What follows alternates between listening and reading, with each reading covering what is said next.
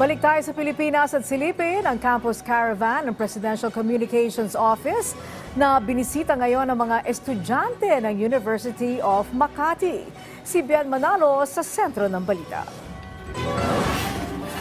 Hindi na nagdalawang isip pa ang magkaklaseng sina Jessica Bernales at Nika Almelor na lumahok sa campus caravan ng Presidential Communications Office o PCO sa kanilang eskwelahan.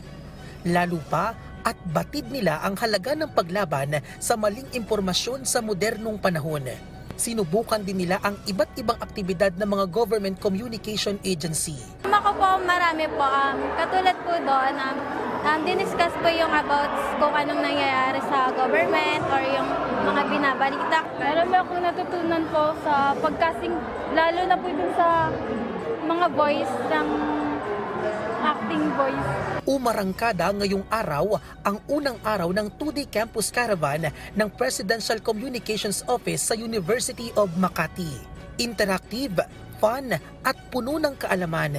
Iyan ang tiniyak ng PCO.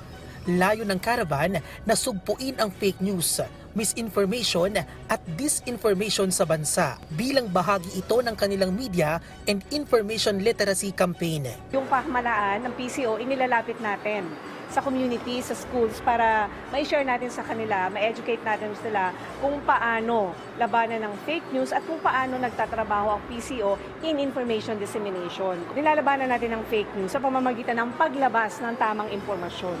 Naghanda rin ng iba't ibang programa ang mga Government Communication Agency para sa mga estudyante. Pinilahan naman ang audition ng inyong People's Television Network para sa mga aspiring reporter.